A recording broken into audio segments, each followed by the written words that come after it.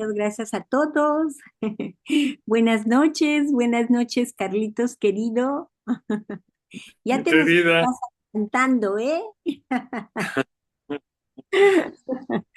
Bueno, ante todo, con el gusto enorme de verles por acá, porque eso quiere decir que compartimos, los que estamos aquí en la sala, este anhelo de conocer cada vez más las herramientas que tenemos a nuestro alcance para estar en salud, ¿cierto?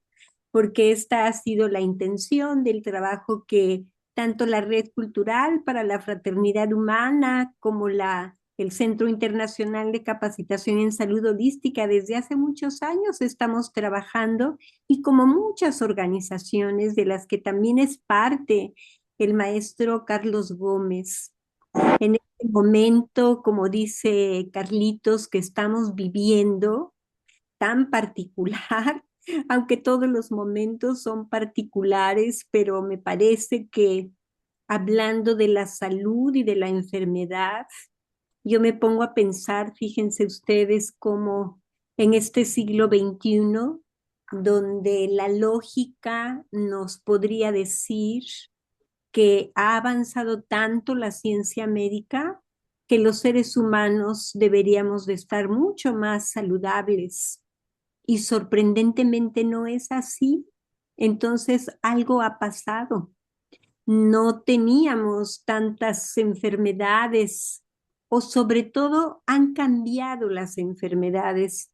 Hace 50 años las personas morían por enfermedades de deficiencia como desnutrición, por ejemplo, o enfermedades respiratorias en la montaña, pero enfermedades de gastrointestinales, pero ahora morimos de diabetes, de enfermedades cardiovasculares, de cáncer, enfermedades que no existían.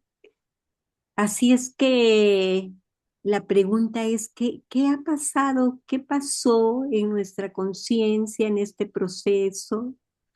Y las medicinas antiguas, las medicinas milenarias, la sabiduría, independientemente de la medicina, la sabiduría milenaria que se nos ha transmitido a la humanidad es sorprendente, es profunda y está muy enfocada a la prevención, a qué hacer para justamente prevenir estos desequilibrios.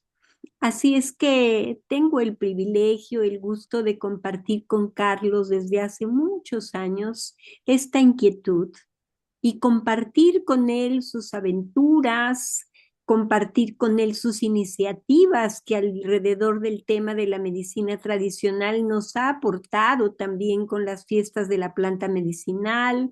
Acaba de regresar de la Cumbre Tajín, recorriendo las comunidades de México, siempre investigando, probando, observando, curioseando y unificando todo ese saber a su vida cotidiana y a su práctica clínica y médica. Como ustedes vieron en la biografía, Carlos es biólogo de profesión, así es que ha sido un amante de la vida, de las plantas, de la naturaleza, y qué mejor que él que nos pueda compartir todas estas experiencias. Así es que le pusimos a esta charla el tema de una herencia, ¿no? La medicina milenaria, una herencia. Somos herederos de una cultura milenaria, y eso a mí me honra y me da mucho orgullo y mucho gusto que personas como Carlos, investigadores, como muchos en el mundo, trabajen para que estos saberes no se pierdan. Bienvenido, Carlitos, y estamos aquí muy con los oídos y los ojos y los sentidos abiertos para poder escuchar tu reflexión al respecto, tu pasión, ¿verdad? De esta pasión que vives en tu día a día, y tu deseo enorme de transmitir todo este conocimiento a todos nosotros. Adelante. gracias, querida Lucy. Siempre me siento como pavo real cuando hablas, Me siento halagado. Muchas gracias. Me siento honrado, halagado, querido. Y pues es un honor para mí compartir Eres, ¿eh? contigo. Es un honor, es un honor. Y bueno, pues dos o tres reflexiones que sí me gustaría compartir. Y lo que yo mencionaba de que estamos en un mundo muy cambiante, en una situación cotidiana muy incierta y más actualmente, ¿verdad? Actualmente, día a día, minuto a minuto, está cambiando la situación mundial y dice el Kybalión, como es arriba es abajo. Entonces, seguramente en planos superiores también están habiendo estos cambios y estas distorsiones que nos parecen de esa manera, ¿verdad?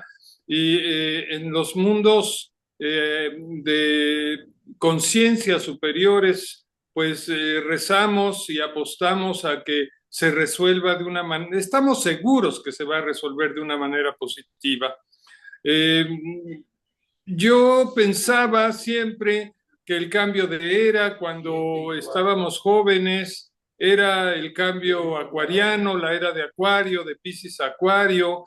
Entonces, pues crecimos con la idea de que era paz y amor, flores, experiencias, pues de alguna manera también medio psicodélicas y ser grandes comunidades, familias, etcétera, pero ahora nos damos cuenta que los cambios de era son duros y nos recuerda mucho cómo cada cambio de era tiene que ver con ciertos problemas civilizatorios entre las culturas, ¿verdad? Y así como hay culturas que nos han aportado mucho conocimiento, pues también hay, digámoslo así, culturas de bajo nivel, ¿verdad? O civilizaciones de bajo nivel cultural que de repente ganan espacio, ¿verdad? Y la ignorancia, el miedo, la violencia, el terror, van teniendo un espacio mayor dentro de nuestro espacio cotidiano. Y cada uno de nosotros, pues nos tenemos que volver guerreros, ¿verdad? Como dice la tradición de Quetzalcóatl, vencedores, Huitzilopochtli, de nuestro propio emociones, de nuestros propios pensamientos, de nuestro propio destino, y eso implica una toma de conciencia individual y colectiva muy importante, ¿no? Entonces, pues mi reflexión a mí, debo decirles, me tomó un poco de sorpresa este cambio de era tan fuerte, el hablar también del año chino, que era el caballo de fuego y que nos hablaba de un cambio con mucho movimiento y con mucha fuerza, y de repente yo decía en mi reflexión, más importante que la fuerza, más importante que esos cambios era controlar que el caballo no se desboque, porque cuando ella era joven, dos veces me desboqué en caballos, ¿verdad? Iba a caballo, qué bonito cuando va galopando, pero de repente cuando se desboca el caballo es una sensación de falta de control tremenda, ¿no? Entonces yo siento que ahorita eso está sucediendo, ¿no? Estamos como en esta escalada de descontrol en donde cada uno de nosotros va a tener que hacer un trabajo y de influencia en la comunidad para poder otra vez encontrar ese equilibrio. Somos privilegiados, estamos en un país, como decía yo ahí en la pequeña introducción, muy biodiverso. Estamos entre las tres principales herbolarias del mundo. Compartimos con China, con India, hay otras más que también hemos tratado de investigar, la peruana, una parte de la africana, toda la brasileña, en fin, hay muchas biodiversidades. Sin embargo, México tiene la punta de lanza de tener también unas culturas muy ancestrales, muy antiguas que se pierden en la historia, ¿verdad? Así los olmecas, los toltecas, inclusive antes de ellos, seguramente hubo culturas que heredaron esos conocimientos, ¿no? Nos llega hasta la actualidad nuestras 64 culturas de los pueblos originarios, Oaxaca campeón, Chiapas también, muy biodiverso, pero también en el norte, aunque sean culturas un poco más pequeñas, pues tienen conocimientos que aportar, ¿verdad?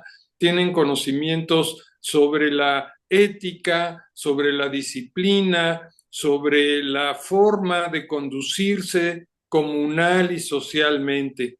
Entonces, pues estamos privilegiados también en ese sentido, y permítanme decirlo de esta manera, una forma de gobierno que está tratando, por lo menos intentando, de hacer las cosas un poco mejor, un poco más sociales. Estos principios de no robar, no matar, no traicionar al pueblo, pues suenan a veces como huecos vacíos. Sin embargo, pues seguramente hay gente, y así lo estamos percibiendo, que toma muy en serio ese tipo de ética que a través de la historia, y cuando hay mucho poder y mucho dinero, se va diluyendo y perdiendo y nos va afectando de alguna manera en las familias, en la economía y en la salud. Entonces, pues es el cambio de era en donde nuestra conciencia tiene que empezar, digámoslo así, y esta es una invitación que nos hacen varios de los conocimientos de los pueblos originarios, la conciencia corporal, la conciencia de nuestro cuerpo, cómo funciona nuestro cuerpo. Así, por ejemplo, en la tradición de la mexicanidad se habla de que tenemos tres energías, tres conciencias, una en los pensamientos, ¿verdad? Otro en los sentimientos, en el corazón, el yolotl, y otro en el hígado. Ellos lo ubicaron en el hígado, ¿verdad? Como la fuerza de la voluntad. Entonces no tenemos un solo cuerpo físico, sino que hay conciencias corporales o espíritus corporales que tenemos varios y que tenemos que alinear, ¿no? Entonces, esta alineación de nuestros cuerpos nos habla también de la conciencia del conocimiento de cómo funciona el cuerpo. Con el avance de la ciencia, pues los aparatos, los sistemas, cómo funciona el corazón, los riñones, los intestinos, el nuevo conocimiento, por ejemplo, de la microbiota fue muy importante para demostrar las recomendaciones que las abuelitas, las tías o las familias hacían, ¿verdad? Y cómo este conocimiento de la nutrición fue de alguna manera perturbado, ¿verdad? Por la mercadotecnia y toda la comida chatarra, y cómo ha generado pues gran cantidad de enfermedades, entre ellas la diabetes, en fin, otro tipo de enfermedades, ¿no? Y entonces tenemos que estar mucho más preparados, más conscientes, para que tengamos herramientas. Yo siento, o así pienso, la enfermedad no es mala. En realidad las enfermedades son maestras de la vida, ¿verdad? En realidad uno debería de agradecer las enfermedades que ha podido superar. Y ese es el punto, ¿no? O sea, el desequilibrio desde que nacemos, ya nacemos con desequilibrios. Sin embargo, el cuerpo tiene una sabiduría para poder entrar en equilibrio. Conforme vamos creciendo, tenemos que integrar a nuestra vida otras herramientas, ¿no? La nutrición, el tomar el sol, en fin, una serie de herramientas, la herbolaria en este caso, los masajes que vamos a ver en nuestro taller, para poder encontrar esos equilibrios nuevamente. Entonces, la enfermedad como maestra, ¿verdad? Y les voy a platicar una parte de mi historia, que pues hay veces me dicen, no, no digas eso, ¿cómo crees? Es demasiado loco, muy acelerado de tu juventud. Pero yo tuve un amigo cuando tenía alrededor de 20, 22 años, ¿verdad? Que nos enfermábamos a propósito para probar las propiedades de las plantas medicinales. Era un poco salvaje la cosa. Entonces, provócate una bronquitis y prueba las plantas que sirven para la bronquitis. Provócate piedras en el riñón y prueba las plantas y los tratamientos que sirven para las piedras en riñón. Afortunadamente, ese periodo fue relativamente corto, duró como 2 o 3 años, ¿verdad? Pero pues ya dejamos de hacer esa locura, realmente es una locura. Sin embargo, nos abrió el camino de la experimentación directa con las plantas medicinales, con la herbolaria. No fue solamente lo único, afortunadamente nos tocó también en esa época el cambio de la alimentación de leche, carne y huevos, que era la propuesta, digamos, para poder triunfar contra el hambre en ese tiempo, por el vegetarianismo.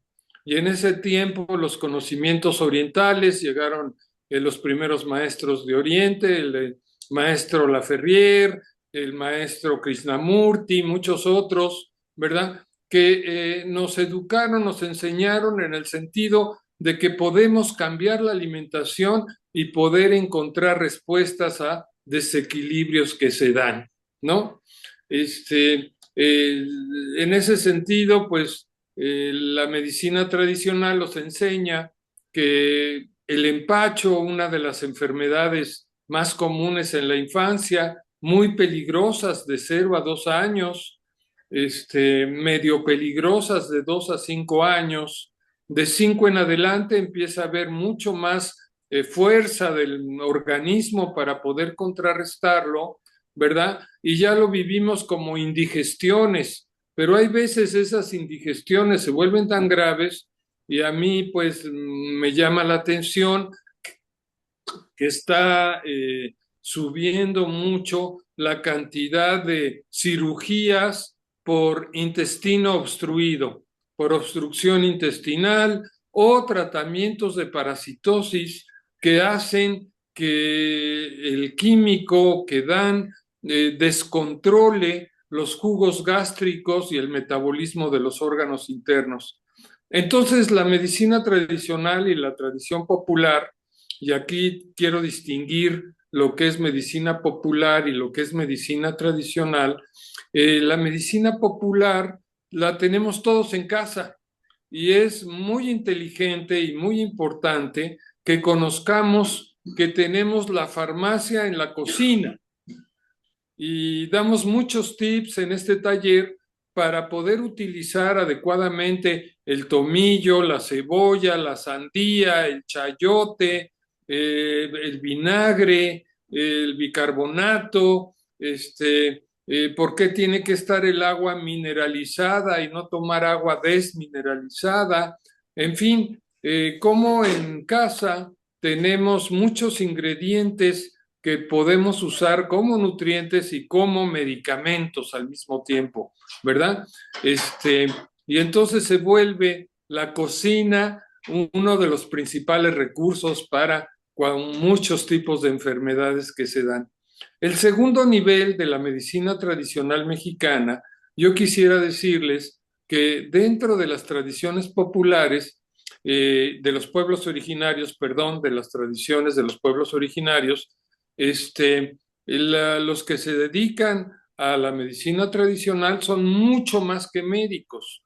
O sea, no solo se dedican a las enfermedades, sino que muchos de ellos también hacen ceremonias sociales de bautizo, de amarre de tilmas, de curaciones para curar socialmente, para curar el río cuando está contaminado, para curar las lluvias. Por ejemplo, aquí en Morelos tenemos a los graniceros que curan el tiempo, el clima, para que no lastime los cultivos o sean propicias las lluvias en ese momento. Los que curan la guerra, por ejemplo, cuando fue el movimiento zapatista, hubo muchos curanderos que se abocaron a hacer su curación, su rezo, su ceremonia, para poder ablandar los corazones de los ejércitos que se querían enfrentar. Entonces, le llamamos médicos tradicionales porque sí efectivamente trabajan con enfermedades, con desequilibrios, pero como estoy mencionando, trabajan también con otro tipo de ingredientes o de fenómenos que afectan a nuestra salud de alguna manera. Y le llamamos tradicional, pero en realidad son tradicionales porque somos una mezcla de tradiciones. Así, por ejemplo, la tradición náhuatl mexica, que era un imperio en la época del siglo XVI, ¿verdad? Conquistó a muchas culturas, inclusive si uno va a Oaxaca, Tlaxcala, Chiapas, etcétera, muchas comunidades tienen nombres en náhuatl, ¿verdad? El náhuatl fue la lengua franca, la lengua del imperio en ese tiempo que conquistó así su medicina. La medicina que ellos practicaban, ¿verdad? La fueron imponiendo o la fueron mezclando o la fueron enseñando, cualquiera ha sido el caso, a otro tipo de culturas, de pueblos originarios.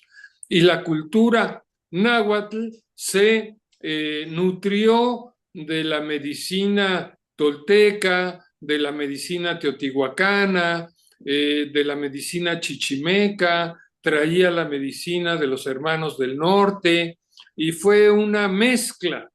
Cuando viene la época de la colonia, ¿verdad? Los españoles, los europeos, y vemos algunas historias muy chistosas, interesantes, que a Lucy le gustan mucho sobre los fenómenos que sucedieron en ese momento, que marcaron que pudiéramos mezclar la medicina africana que traían los esclavos africanos en los barcos españoles, ¿verdad? Y los españoles traían herencia de la medicina árabe, ¿verdad? De la medicina de otros grupos de Europa, y entonces trajeron las especies, por ejemplo, de la India, ¿no? Y así la canela, el jengibre, se volvieron parte también de nuestra medicina tradicional mexicana, ¿no? Hay una anécdota chistosa que tuve yo con mi abuelita, que ella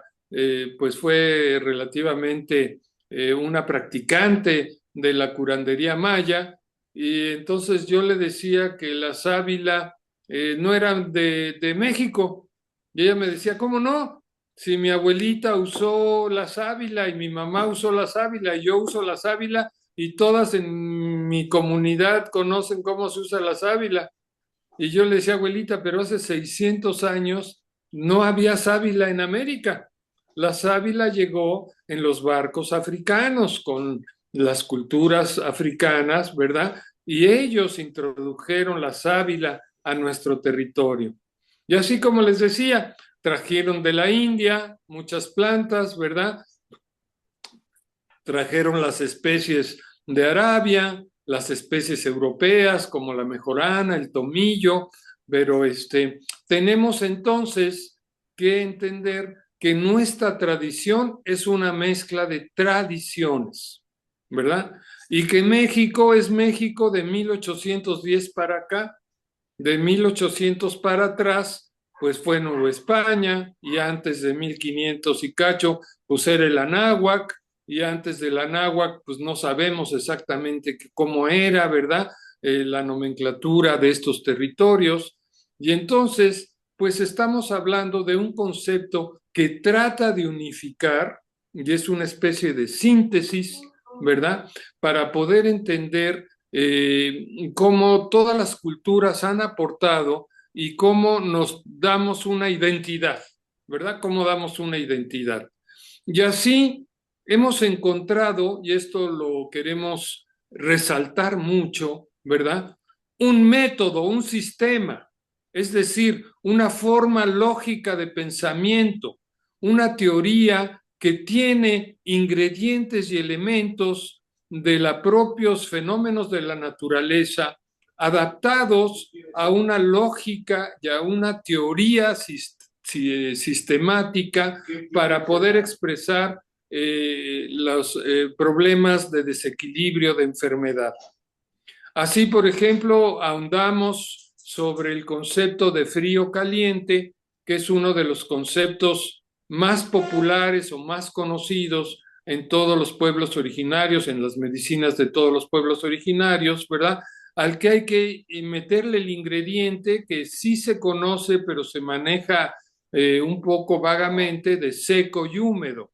Entonces, ¿cómo hay enfermedades calientes, enfermedades frías, alimentos calientes, alimentos fríos, pero inclusive personalidades calientes, personalidades frías, personalidades secas, personalidades húmedas?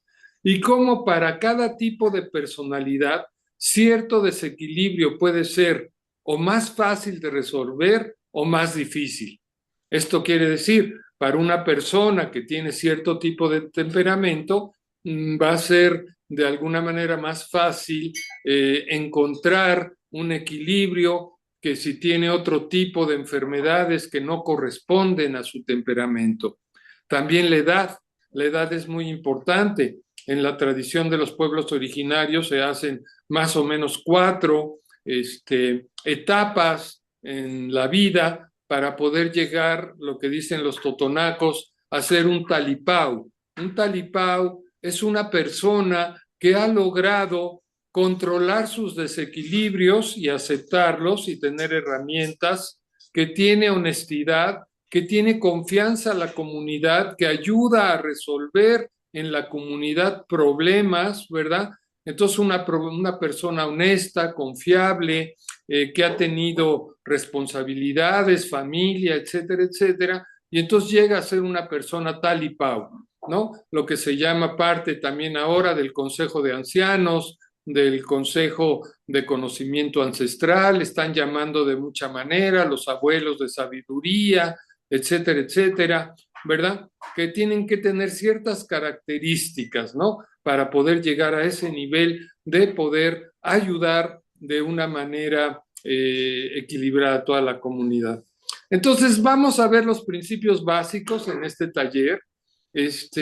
Quiero decirles que también una reflexión y ha provocado mucha polémica es cómo diferenciar las medicinas tradicionales, las medicinas alternativas, las medicinas complementarias, en fin, hubo una hegemonía. Es obvio que hubo una medicina oficial que se volvió hegemónica, que los países, sobre todo nórdicos, Estados Unidos, los países europeos, impusieron en todo el mundo, ¿no? Y relegaron a un papel subordinado, secundario, inclusive medio despreciado, a otro tipo de medicinas, ¿no? Entonces las medicinas hindús, las medicinas chinas eran vistas un poco distanciadas, ¿verdad? Las medicinas de los pueblos originarios eran distanciados de alguna manera del oficialismo, ¿no? Conforme va creciendo la demanda de las medicinas alternativas y complementarias, más presión social hay para que se haga una oficialización. Un poco el esfuerzo del SIC va en ese sentido, ¿verdad? Cómo oficializar para poderlo hacer más accesible a una sociedad más amplia, todo este tipo de medicinas que se han visto subordinadas, ¿no? O no muy bien vistas.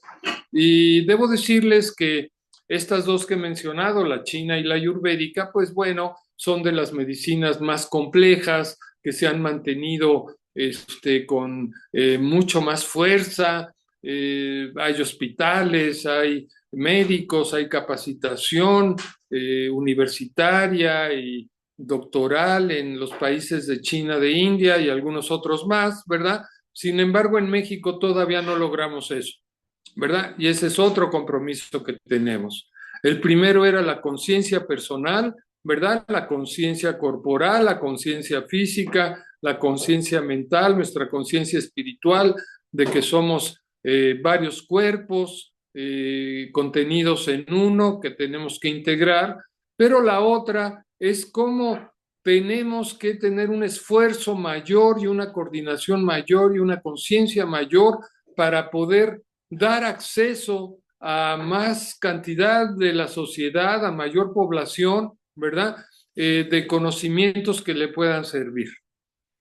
En este sentido, pues es todo un reto socializar conocimientos, por ejemplo, la acupuntura, que es de lo más socializado de la medicina china, ¿verdad? O ahora estoy muy contento de que el Qigong, el Tai Chi, pues en internet uno puede ver y un montón de maestros que están promoviendo esta práctica de alguna manera, ¿verdad? Interesante saber que el Qigong pues tiene el hospital más grande de China sin medicamentos, es impresionante, o que la medicina ayurvédica, la herbolaria de la medicina ayurvédica tiene un financiamiento del gobierno de la India para fomentar la medicina ayurvédica. Y entonces el esfuerzo que tenemos que hacer en México y en países de Latinoamérica, ¿verdad? Para poder impulsar estas medicinas de alguna manera. Un camino es la demanda social, obviamente, ¿verdad? Cómo la sociedad demanda estos conocimientos, ¿no? Y la otra es cómo podemos soportar con la ciencia la validez y la eficacia de estos conocimientos. La gente no va a dejar de tomar tecitos, la gente no va a dejar de hacerse limpias energéticas con hierbas, con huevo, con piedras, con agua, con etcétera, en elementos. Eso no lo debamos dejar de hacer. Pero ¿cómo hacemos, verdad, que esto socialmente sea mucho más aceptado? Y ahí nos está ayudando muchísimo el avance científico. Por ejemplo, en el caso de las limpias que fueron vistas como brujería, como hechicería, como creencias de gente ignorante, ¿no? De repente la neurociencia nos empieza a explicar nuestros campos electromagnéticos alrededor del cuerpo y cómo mis pensamientos, mis emociones, mi forma de digestión interviene en estos campos sutiles, en estos campos electromagnéticos, ¿verdad?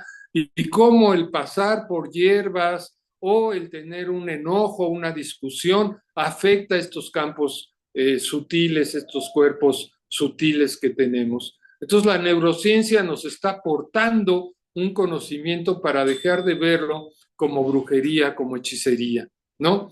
En el campo de la herbolaria no se diga, ¿verdad? La fitoterapia ha avanzado con la fitoquímica, nos falta un espacio más abierto para las demostraciones, para las pruebas clínicas. Sin embargo, pues ya la fitoquímica ha avanzado muchísimo. Por un lado, desafortunadamente, por las empresas farmacéuticas que están buscando principios activos muy comercialmente importantes, digámoslo así, pero por otro lado, la validez de nuestra herbolaria tradicional, más o menos consideramos entre 120 y 150 plantas medicinales las que se manejan en todo el país. Si uno va a un mercado de Torreón o a un mercado de Tuxtla Gutiérrez o a un mercado, desgraciadamente el mercado de Sonora en la Ciudad de México ya ha decaído mucho, pero el mercado en Oaxaca, en fin, cualquier mercado herbolario, y uno le rasca y le rasca y le rasca, va a encontrar alrededor de 120 a 150 plantas medicinales que se usan en todo el país de alguna manera similar, ¿no? Si a eso le sumamos más o menos en la cocina, contando todas las frutas, verduras y las especias, pues tenemos otro paquetito de entre 60 y 80 plantas. Entonces, digamos que tenemos que aprender cada uno de nosotros alrededor, y suena mucho el número, pero pues ya ven que no es tanto, entre 200 y 300 plantas. Por ahí anda más o menos mi conteo a ojo de buen cubero, ¿verdad? Y uno dice 200, 300 plantas, wow, son muchas. No, hombre, cebolla, ajo, árnica, tomillo, mejorana, y te vas con otras, cuachalalate, gobernadora, etcétera, etcétera, etcétera, etcétera. ¡Wow! Ya tenemos así más de 100 así a ojo de buen cubero. Si le rascamos tantito, llegamos a las 300. En la biblioteca digital de la medicina tradicional mexicana, que está gratuito en línea, cualquiera de ustedes puede acceder a este archivo, la biblioteca digital de la medicina tradicional mexicana de la UNAM. En el apartado del Atlas de las plantas medicinales, vamos a encontrar 1000 plantas medicinales en México, ¿no? Y todavía faltan algunas. Hicimos una revisión hace como 5 años de esta biblioteca en el área del Atlas, ¿verdad? De las plantas medicinales, y encontramos, ¿verdad?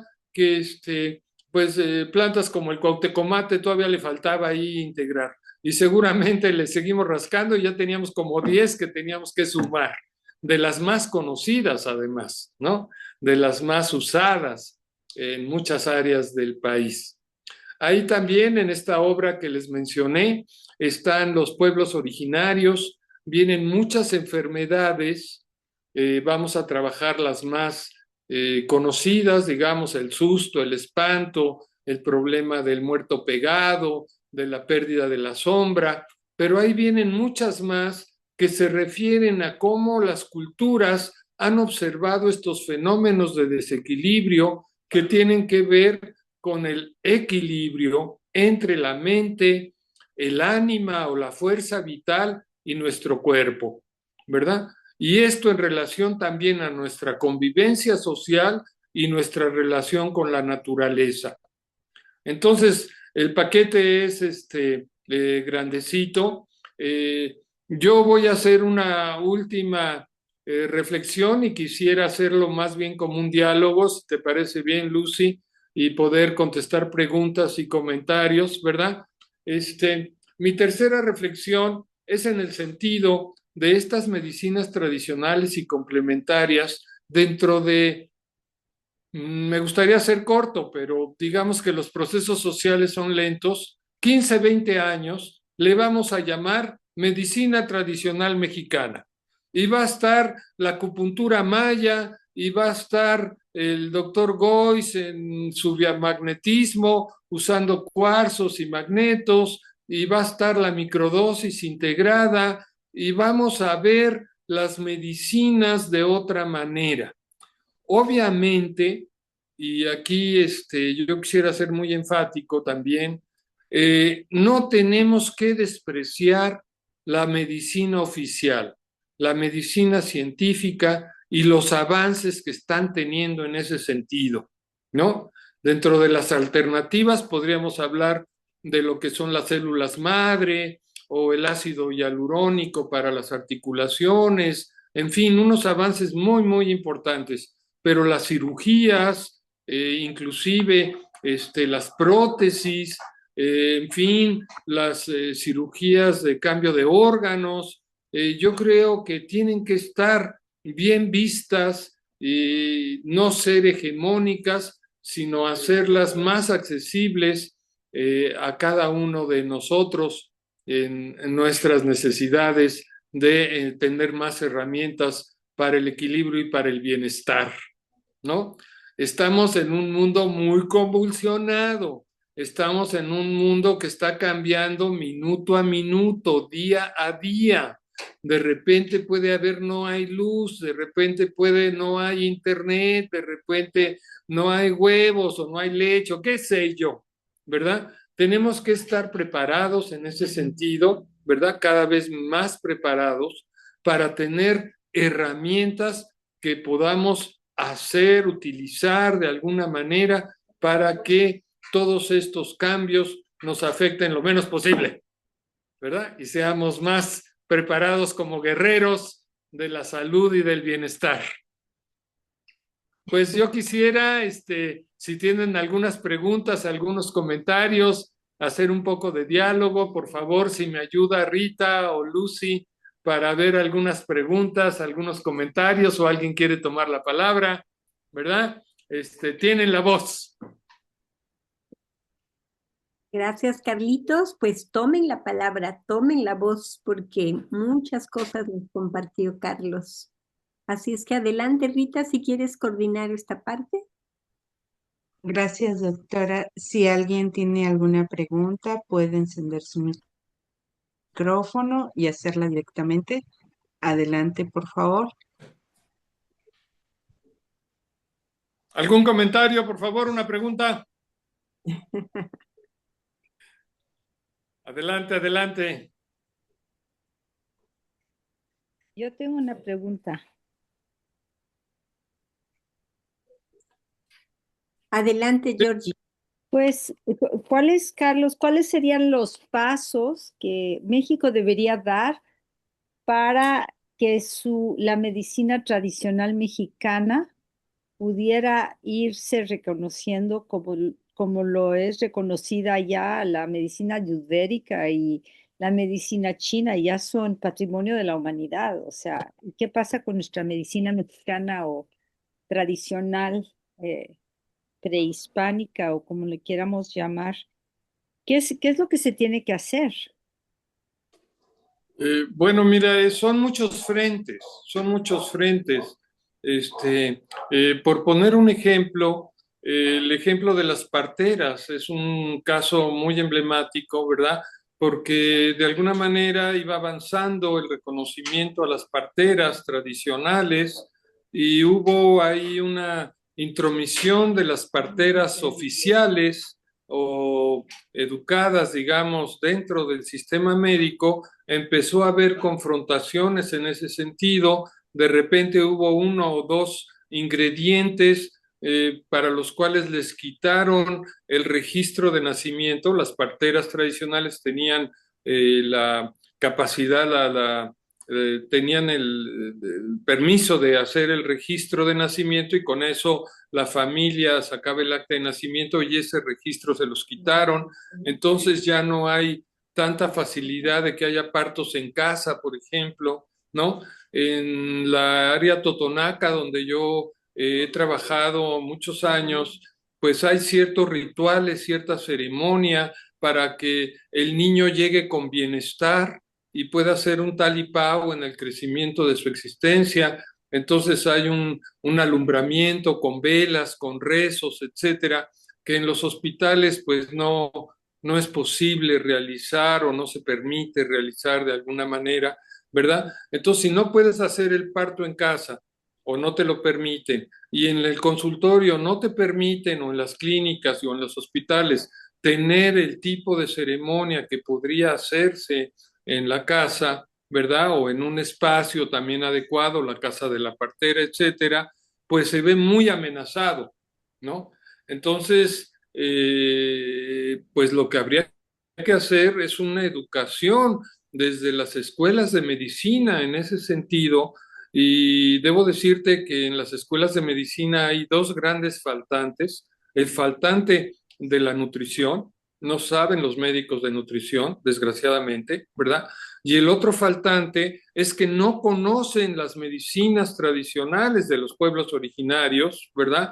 Y no conocen tampoco muchos de ellos las medicinas de alternativas o complementarias.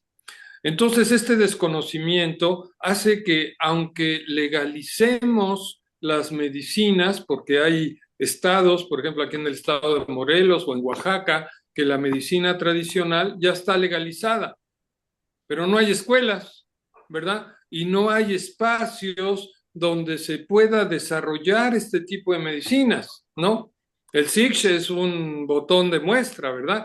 O sea, no viene a ser un ejemplo. Ojalá hubiera, ¿qué te diría? 20 SIGCHE en Oaxaca. Eso podría dar un empuje muy importante para que luego las instancias oficiales pudieran entrar, ¿no? Se avanza muy lentamente. Ahí va, pero se avanza muy lentamente. Tanto en la India como en China, de plano fueron revoluciones. Cuando llega Mao al poder, dice la medicina tradicional china está legalizada, ¿no? Lucy sabrá más de esto que yo, pero el chiste es que luego les dijo, oiga, pero no es oficial, no está comprobado, pues encárguense de comprobarlo, ¿verdad? Ujú. Y los médicos descalzos se encargaron de demostrar en las comunidades la eficacia de este tipo de medicina y en las universidades los científicos se encargaron de demostrar la eficacia y las propiedades de este tipo de medicina. Ese camino que ya está avanzado podríamos hacerlo, ¿no? Sin embargo, no hay todavía voluntad política, claridad académica, pero ahí vamos, ¿eh? O sea, estoy siendo tal vez muy catastrófico en mi comentario, pero ahí vamos y tenemos fe en que sí se va a dar. Sin embargo, pues como ya estamos grandes y ya nos hemos tardado mucho, 50 años de lucha y avanzamos 3 pasitos para adelante y 2 para atrás, entonces uno empieza a tener ahí ideas así, pero la juventud viene muy bien, ¿eh? Y quiero decirte que es interesante en mi observación en varios lugares cómo los hijos de curanderos o las hijas de parteras o las hijas de que heredan, digamos, esta tradición dentro de la familia, que ha sido la forma tradicional de heredar el conocimiento. De repente ya te encuentras, ¿no? En Tlaxcala, el curandero que tuvo su hija, aprendió de hierbas, aprendió la limpia y estudió un curso de masaje terapéutico en la Universidad de Tlaxcala y aprendió algo de biomagnetismo y sabe microdosis y a lo mejor hasta se sabe unos 8 puntos de acupuntura o de TAP y en fin, ya el nuevo curandero ya va a ser una nueva personalidad, digámoslo así, influenciado por muchas tradiciones, ¿no? Y nosotros, digamos, somos parte de eso, evidentemente, ¿verdad? Somos parte de este nuevo personaje, ¿no? Que pues más problemas va a tener para legalizar y oficializar su trabajo, ¿no? Porque pues va a ser más complejo, ¿no? Y que sea complejo y que sea más difícil no le quita, al contrario, más mérito lograrlo, ¿no? Que podamos hacer una medicina integrativa durante unos tiempos, ¿verdad? Nos hace falta aliados, nos hace falta más seminarios, más reuniones, más movimiento, de más investigación académica, nos hacen falta políticos, abogados, legistas que le entren al toro por los cuernos de alguna manera, ¿verdad? Eso es lo que nos falta, esa es mi opinión, Georgina. Gracias por la pregunta, ¿eh? Y reconozco mucho también tu trabajo, claro que sí. Gracias. ¿Y alguien más que quiere comentar o preguntar algo? Sí, adelante, Marisela. Marisela Villanueva. Salió. Carlos, ¿O estás, no, soy, Marcela? soy yo, Carlos, el esposo de Marisela. Aquí Ah, ok, estamos viendo Carlos. lo del celular. Carlos. Sí, sí. Tocayo, buenas noches. Felicidades por esta charla, pero me surgió una duda ahorita en la cuestión de que mencionaste la acupuntura maya. ¿La Sí. acupuntura maya antes o después de la acupuntura china o cómo se desarrolló acá con los mayas la acupuntura? Esa es mi pregunta. Ok, mira, como fue lo voy a decir de esta manera, como fue tan balaceada los conocimientos de las medicinas tradicionales cuando llegó la conquista, o sea, primero dijeron, ay, qué bonito, qué padre el temazcal, por decirte un ejemplo, y luego dijeron, prohibido el temazcal, ¿no? ¿Por qué? Pues porque es oscuro, caliente, se meten encuerados, salen muy felices, ha de haber orgías con diablos allá adentro, y en las leyes de la Inquisición prohibieron el temazcal.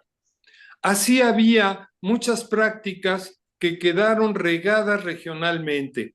Y un doctor, amigo de nosotros, ¿verdad?, encontró en Campeche cómo había un conocimiento de, no exactamente acupuntura, porque la acupuntura está más elaborada, sino de punciones con espina de maguey, de punciones con ciertas espinas de pescado en ciertos puntos del cuerpo que coincidían perfectamente con la acupuntura china, ¿no?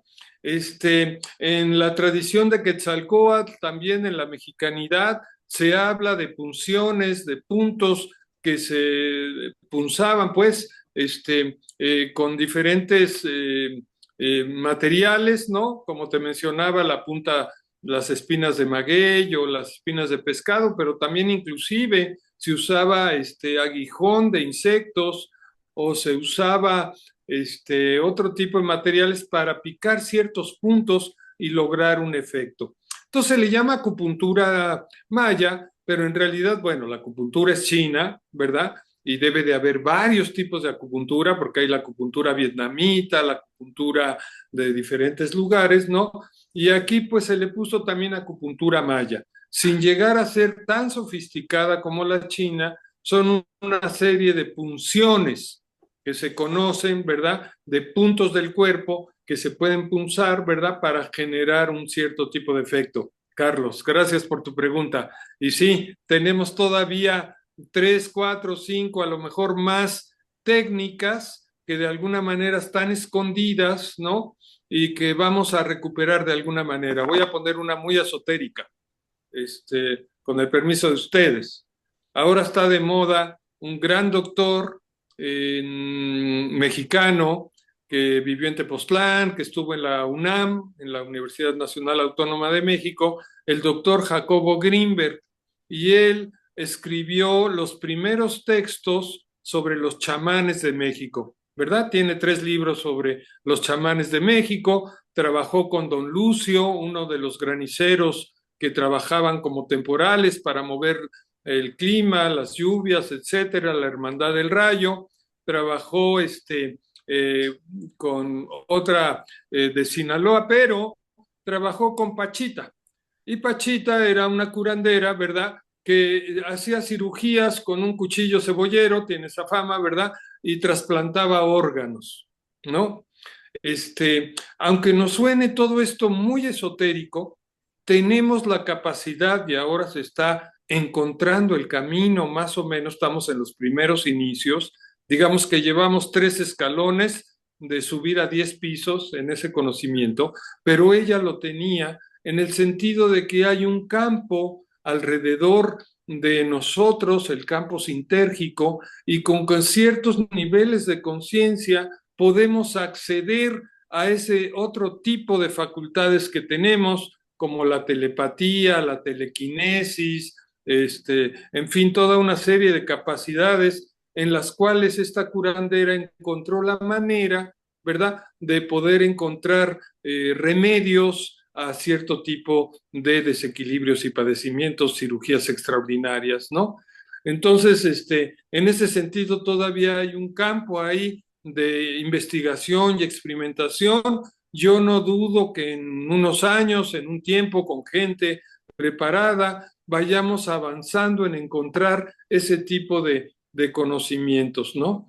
Entonces tenemos, pues, lo más obvio, la recuperación del temazcal, de ser una terapia prohibida, ¿verdad? De ser una terapia perseguida, inclusive. Hubo leyes y hubo épocas en donde se perseguía a los temazcaleros, a las temazcaleras, y se les destruía su lugar y se les metía un juicio, ¿verdad? Y ahora todos los spas, hoteles 5 estrellas en Francia, en Moscú, en España, en Cancún, en todos lados hay temazcal y es así la terapia de moda, ¿no? En Oaxaca no se diga, me quedaré corto, ha de ver 700 temazcales, por todos lados, ofreciendo el servicio. Entonces así vamos a ir recuperando de una manera moderna técnicas y terapias que fueron usadas en la antigüedad, ¿no? Y que las vamos a ir renovando y relanzando, digamos, al servicio social. Ok, gracias. Otra pregunta, un comentario. No sé cuánto tiempo tenemos, ¿eh? Yo voy como cassette número 8, cassette número 4, pero... Ahí vamos bien. Yo Muy tengo bien. una pregunta, buenas noches desde Honduras. Muy agradecida de haber encontrado en Facebook este anuncio y me gusta mucho. Aquí no hay tanta medicina como tradicional. Sí la hay, pero como que no está muy divulgada y es mal vista. Entonces, me gustó algo que decía sobre que en la cocina yo tengo mis propios remedios con la cebolla, con el culantro, con el ajo, con el tomillo. Y habló de un curso y yo siempre veo algunas publicaciones que hace la doctora Lucía. Tuve la dicha de conocerla ya por 2019 aquí en Honduras. Entonces, yo me preguntaba, porque no soy terapeuta ni nada por el estilo, pero sí me gustaría aprender eso. ¿Por qué digo esto? Me encantaría aprenderlo. Nuestro hijo se hizo químico farmacéutico y cuando yo le hablo de estas cosas, él, no, mami, pero bueno, si a vos te funciona, tomátelo pues. Pero así, ¿verdad? Que nada que ver. Y yo le digo, hijito, bueno, si te toca, vas a conectarte algún día con otro conocimiento. Y él siempre me dice que la medicina de plantas es muy difícil, mami. Es sumamente difícil. Y oyendo la pregunta de la otra señora, y él siempre dice, mami, es que no tenés idea de la investigación que hay que hacer para lograr hacer algo. Entonces, y él siempre me dice, pero mira, tenés cuidado con la dosis, porque el tema ahí es que no hay conocimiento sobre dosis que debes usar. Y bueno, yo ahí me lo llevo, ¿ah? Ahí me lo llevo y sí. Entonces, me interesaría saber si ese curso para conocer, aunque sea dosis, cantidades, estará disponible en línea, lo van a hacer para que, pues, ir a Oaxaca no es tan fácil para mí, personalmente, y no está tan lejos, pero no es tan fácil. Entonces, eso, básicamente eso, y sorprendida, muy sorprendida de toda la información que acaba de compartirnos el doctor, de toda esa cantidad enorme que yo no tenía idea que existía en medicina tradicional. Solo, bueno, el doctor Gois, con el biomagnetismo, eso sí, una doctora amiga, lo practica y yo pues soy su fiel paciente cuando lo necesito. Y eso básicamente, agradecida. Y gracias que nos visitas desde Honduras. Fíjate, Iris, ¿verdad? Iris. Iris, sí, como su iris del Iris. ojo. Ok. Mira, Iris, afortunadamente hay un conocimiento que fluye muy rápido y muy fácil. Simplemente si revisáramos la forma de los alimentos que preparan en Honduras, encontraríamos cómo la preparación de los alimentos y la combinación de los ingredientes ya tiene una sabiduría, ¿verdad? Para el equilibrio, ¿no? Entonces, bueno, obviamente que hay lugares en donde esto es más complejo, pero en todos los lugares donde haya una comunidad social humana, ¿verdad? Tiene que haber este conocimiento. Lo podemos enriquecer y gracias por decirlo, hay en línea y te puedes inscribir, al final te van a dar los datos para que te inscribas al curso. Es relativamente una novedad para nosotros también hacer esta modalidad virtual y presencial, ¿no? Hay cosas que se escapan, ¿verdad? Pero inclusive el masaje, que es muy directo, ¿no? Y que dirías, wow, ¿y cómo lo hacen por internet un masaje?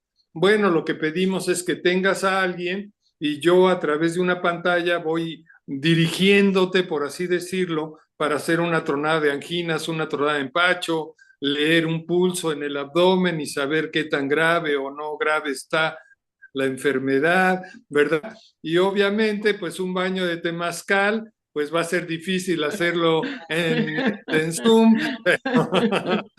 No, voy a te ir a podemos Oaxaca. dejar Voy a ir, voy a pero te ir. lo Después podemos me dejar voy. de tarea, Sí, de pero tarea igual nos de puedes trabajo invitar y vamos práctico. Sí, también sí, podemos ir a Honduras a hacer temazcales a Honduras y sí, contaminar con todo esto, ¿verdad? Con estas sí. tradiciones en muchos lugares, ¿verdad? Claro que sí, Iris, pero sí, mira, Gracias. la resistencia de tu hijo es muy comprensible y déjenme hacer un comentario en ese sentido. Nos ha pasado con varios hijos de compañeros, de compañeras, de alumnos, en fin, cómo a la hora que entran al estudiar la medicina que se da en la universidad es muy biologicista, excesivamente biologicista, y excesivamente ocupa en la memoria, en el cerebro, una gran cantidad. O sea, los nombres extraños que tienen que aprenderse, ¿verdad? La fisiología, la anatomía, en fin, todos esos conocimientos les llena el cerebro y se vuelven Sí, unilineales. Qué bueno que adquiere ese conocimiento y con su experiencia personal en la vida va a tener que irse abriendo a otro tipo de técnicas, ¿verdad? Te digo una, por ejemplo, si él va en la línea médica, muy medicalizada, pues de repente le van a decir, pues por lo menos ve al gym a hacer ejercicio. A lo mejor le parece muy esotérico hacer yoga, ¿verdad? O ya no digas chikun, le va a parecer un bailecito chistosito, pero el gym le va a entrar de alguna manera y va a empezar a abrirse a otras terapias, ¿no? Porque ya inclusive la gente de gym está entrando a terapias, ¿verdad? De formas alternativas diferentes, ¿no? Entonces tienes que tener tolerancia y paciencia, ¿verdad? Sí, Tolerancia y paciencia. Él en su sí, sí. crecimiento va a ir encontrando, ¿verdad? El camino que le sea más útil y correcto, ¿no? Y el peor vehículo para tratar de influenciar a un hijo es la mamá. Sí. ¿Verdad? Sí, más desafío, Tienes más que, desafío. más Gracias, bien gracias. hazte aliada de la novia y trabaja con la novia más. Seguro. Gracias, gracias. Gracias, Iris. Gracias, Iris. ¿Sí, Bueno, alguien pues más? O no sé, Rita. Rita, bonita. Sí, gracias. Adelante, Ligia. Muchas gracias. Buenas noches a todos y gracias por este espacio. Vivo en Colombia, cerca de la capital, a 2 horas, en una población que se llama Pacho, Cundinamarca. Ya estoy en edad de retiro y siento que en mi vida eh, y en la vida de todos nosotros creo que hemos pasado del abaco a a la computadora cuántica. Han sido unos cambios vertiginosos y muchos aprendizajes. En mi formación de niña todo estaba muy compartimentado, digamos, pero ahora es maravilloso ver cómo todo vuelve como a unirse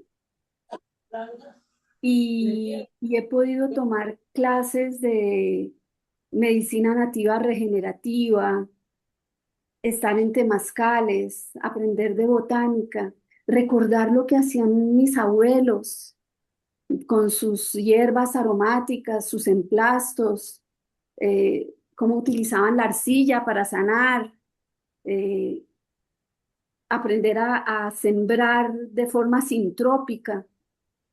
Y me maravilla poder conciliar la formación europea que recibí de pequeña con toda esta sabiduría ancestral nuestra. Y en este espacio de GFU y de Yamines ha sido maravilloso poder participar en charlas de tarot, de Kabbalah, es, es fantástico, me conmueve muchísimo y me alegra poder estar viviendo este momento en que todo vuelve a encajar y todo vuelve a una unidad y todo vuelve a conciliarse porque no somos pedacitos, somos un todo.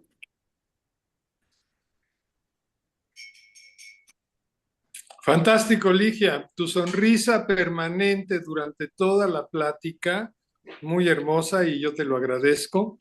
Y los comentarios que has hecho hablan mucho de tu crecimiento personal, tu evolución, y creo que eres una guerrera que tiene que contaminar, ¿verdad? A todo tu alrededor, ¿verdad? Tienes que contaminar a todo tu alrededor, ¿verdad? Con esos conocimientos, con esa preparación, sobre todo interna que tienes, ¿verdad? Yo agradezco que hayas estado en el conversatorio. Pues, ¿qué te diría, no? Colombia, uno de los países más ricos también en biodiversidad, ¿no? Tiene sus pueblos originarios, tiene su cultura popular, está abierto, es uno de los países que está más abierto socialmente a influencias de cualquier lado, ¿verdad? En este momento Colombia se está abriendo a cualquier tipo de conocimiento que sea útil.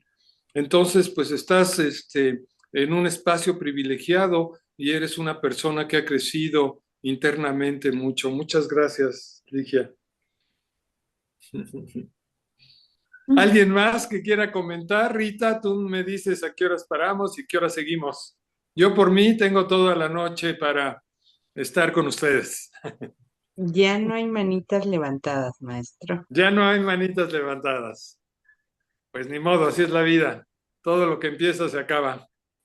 Pues muchísimas gracias a todos, a todas. Qué lindos comentarios, aunque sea poquitos, pero como bien lo dijo Ligia, y tú también hablaste, Carlos, del inicio de la era del Aquarius, de este cambio de era, de este caballo Yang, además Yang y luego de fuego, pues viene la cosa acelerada, ¿no? Entonces, gracias a esta tecnología, estamos aquí conectados desde Honduras, Colombia, otros lugares. Así es que esta visión de que vamos a ir logrando la conciencia unitaria, aunque pareciera una incongruencia cuando miramos lo que sucede en el mundo, pero por otro lado, también está sucediendo aquí un encuentro, ¿cierto? Un encuentro desde diferentes partes del mundo y tenemos un punto que nos une, que es una inquietud por un conocimiento. Así es que yo no dudo que vamos enrumbados en este camino hacia la conciencia de unidad y todas las tradiciones milenarias, también la mexicana y yo creo de todos los pueblos, parten de ese principio unitario. No separan al cuerpo del ambiente, del frío, del calor, de la lluvia, la sequedad, los sabores, los colores. O sea, este pensamiento holográfico, bendito Dios, por decirlo de alguna manera, ha resistido el paso del tiempo. Así es que, aunque no tenemos un reconocimiento, llamémosle de una forma oficial por la ciencia oficial, sí lo tenemos, porque no lo hemos podido detener. Este conocimiento se va transmitiendo de generación en generación, de generación en generación. Y a pesar, en este caso de México o de América Latina, con la conquista de España, no logra desaparecer este conocimiento. Y aquí estamos hablando de él, igual pasa con la medicina china, Ayurveda, etcétera. Entonces, gracias a este esfuerzo humano y sobrehumano que nos coloca siempre esta sabiduría, ahora para poderla captar con tanta facilidad. Así es que yo creo que no hay que preocuparnos mucho si se reconoce o no se reconoce. El tema es que nosotros lo reconocemos y si ha sobrevivido el conocimiento es porque los seres humanos lo han buscado, no se han olvidado, no se han olvidado que apretando un puntito va a mejorar tal cosa, que apretando otro, que la hierbita amarga para el hígado, recordamos las abuelas, ¿verdad? Tómate un tecito amargo porque ya estás muy enojón, tómate un tecito dulce, una cucharadita de azúcar después de que te asustas o llevaste una preocupación, etcétera. Hay una sabiduría popular y un conocimiento milenario que va permeando, permeando. Y fíjense ustedes que ahora en las investigaciones de las universidades de Harvard, Stanford, mencionan los textos antiguos. El Códice Badiano, lo mencionan. Entonces, ¿qué va haciendo la ciencia? Ha ido volteando la mirada a esta sabiduría porque se da cuenta cómo es posible que estamos hablando de una medicina de más de 5.000 años de historia, por ejemplo, en el caso de la China y de la hindú, y que además la siguen practicando y no solamente ha desaparecido, sino se ha extendido en todo el mundo. ¿Qué tendrá eso? Y entonces la ciencia empieza a voltear y las empiezan a investigar. Y aquí, Iris, hablando de los principios activos de las plantas, ahora que estudiemos con Carlos este taller fantástico, porque ahí donde están, así como estamos aquí en el Zoom, podemos estar todos los que estamos aquí en el taller y estar escuchando, ¿verdad? Por Zoom, cómo hay otras maneras también, la observación, por ejemplo, ¿no? Que si la nuez que tiene la forma del cerebro, pues sirve para el cerebro. Y ahora pues ya sabemos que la nuez, que es una oleaginosa rica en omegas, pues ya sabemos por la ciencia que los omegas van a nutrir al cerebro. Así es que vamos vinculando nuestras formas de ciencia, y eso tenemos que aprenderlo. Yo digo que estamos en ese momento, pocas universidades y escuelas de medicina llevan la materia de herbolaria o de homeopatía o de acupuntura o de masaje o de quiropráctica, pero ya existen. Así es que tenemos la fortuna de que no hay tampoco ya una prohibición. Sí la ha habido o sí la existe, pero no hemos podido realmente porque es parte de nuestra historia. Crecimos tomando, como dice Carlitos, no vamos a poder no tomar un tecito. Y como decía el padre de la medicina, tu alimento es tu medicina y tu medicina es tu alimento. Entonces, ¿cómo separamos ese binomio? Naturaleza, ser humano. No, es imposible porque en el universo no hay nada separado, todo está unificado. Así es que a todos ustedes, bienvenidos al taller, que Rita les va a atender cuando se comuniquen. Rita, me imagino que ya puso en el chat el teléfono, el área de México. También nos pueden mandar un mensaje a la página del SIX, que es SIX Oaxaca, la página del Facebook. Entonces, estamos para servirles. Y de eso se tratan estos en vivos, de poder compartir. Compartir es lo más importante, llevarnos una semillita de algo de, ay, caray, hoy me llevé yo esa semillita. Y nuestros jóvenes también van a irse adentrando cuando vean que, no sé, hace poquito tuve una pequeñita experiencia con un perrito. Fíjense que el perrito salió, estábamos en una reunión y él estaba en un cuarto y salió y empezó a convulsionar. Y pues todos se asustaron, mi hija se asustó mucho y yo agarré al perrito y le apreté aquí debajo de su naricita, porque en acupuntura este es un punto y en ese instante fue como mágico. El perrito dejó de mover las patitas, dejó de convulsionar, se quedó y empezó a respirar, ¿no? Rápidamente, digo profundamente, tenía su miradita extraviada.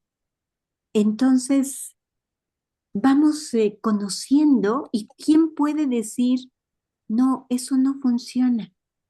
Si lo hemos visto por cientos de años y lo recetamos sin saberlo o lo hacemos sin tener tanta profundidad. Así es que todo es científico de alguna forma. La medicina basada en la evidencia, ¿no? Es algo que se maneja mucho en Occidente, medicina basada en la evidencia. No sé cómo funciona, no sé cómo actúa, pero la evidencia dice que sí funciona. Así es que vamos tejiendo puentes y yo agradezco también la presencia de todos y de todas ustedes, porque estamos ahí, y esto va a ser una cadenita y ustedes lo van a transmitir y así vamos, así se va transmitiendo el conocimiento.